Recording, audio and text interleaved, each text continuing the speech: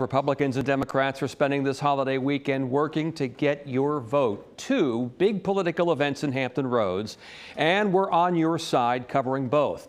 Andy Fox is live where Governor Glenn Youngkin's in town, stumping for Republican Tim Anderson in a very important race in Virginia Beach. Andy? Yeah, Tom, it is do or die. It is a do or die district. Whoever wins that party, they believe, will control the House of Delegates. Now, inside right here is Governor Youngkin. He arrived and he made it clear to 10 on your side that he was not going to answer any questions.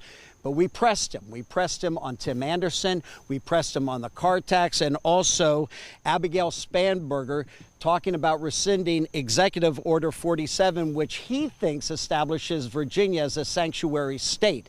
Now, one of the big issues in this race will be eliminating the car tax. Here's what he said about this after he did not want to take any questions. And of course, we could make real progress in providing relief and eventually getting rid of it. But for whatever reason, the Democrats like for Virginians to pay the car tax. I think we should try to get rid of it. Okay, that was the governor talking about that. Now, dealing with his Executive Order 47, he believes, and you will hear more about this coming up in our later newscast, we did get some sound from him on this, that this is going to be a wedge issue for Abigail Spanberger and Winsome Earl Sears. He thinks that this is an issue that will propel Republicans and Winsome Earl Sears into positive territory dealing with this issue. He thinks that Virginians are on that side, and I will have more on what he had to say about that coming up. But Governor Youngkin is here, stumping for Tim Anderson, and he says that this is the do or die district, that what happens in this district will determine who controls the House of Delegates. In Virginia Beach, Andy Fox, 10 on your side. Andy, thank you. Democrats are also at a big event in Newport News. That's where hundreds turned out for the annual Bobby Scott picnic, and our Nick Broadway is live for us there. Nick?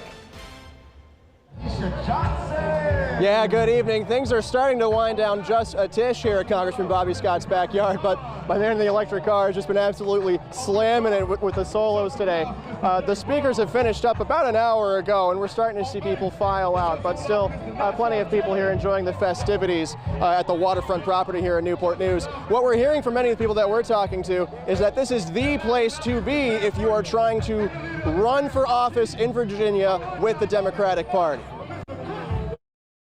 I started coming when I was on Richmond City Council. I think the first year I came was 1995, and I've been here virtually every year since. U.S. Senator Tim Kaine, one of many big names in office here today. While a lot of networking is sure to be going on, a big goal of theirs is to meet directly with voters. To actually see him on TV, you know, and then actually see him here is like, it's a blessing. Some tell us cuts to Medicaid are a big concern. And I'm 65, and I shouldn't have to live from check to check being on Social Security. I've done that when I was working.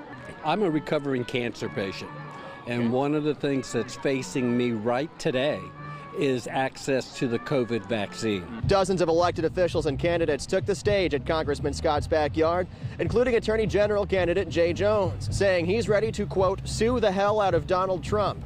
Gubernatorial candidate Abigail Spanberger took time to speak about strengthening public schools in the Commonwealth, hoping for Democratic candidates to sweep come November. We are going to flip not one, not two, but 3 statewide seats.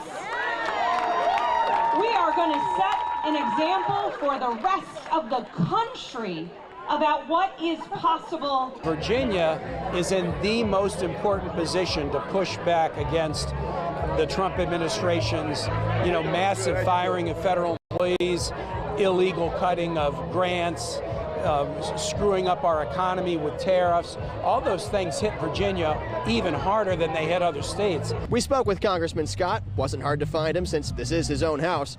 We asked for his message to Democratic voters who feel they should be doing more in response to the Trump administration. Well, Congress and Democrats in the House are doing all they can. I mean, we voted, every single Democrat voted against that bill that cut 15 million people out of their health care. Reduced SNAP benefits, made it harder to go to college, in order to fund tax cuts for the wealthy and run up $3.4 trillion in debt. And they're selling it as something beautiful. Live music just wrapped up here at what is the 49th annual Congressman Bobby Scott Labor Day cookout. Things are winding down. People are filing out, coming to a close here. Give the congressman his backyard back here. Live in Newport News, Nick Broadway, 10 on your side. All right, thank you, Nick. And 10 on your side is hosting the only debate between the candidates for governor. It'll be happening October 9th at Norfolk State University. Democratic candidate Abigail Spanberger and Republican candidate Lieutenant Governor Winsome Earl Sears will meet and talk about the issues important to Virginians. You can find more information on our political page of wavy.com.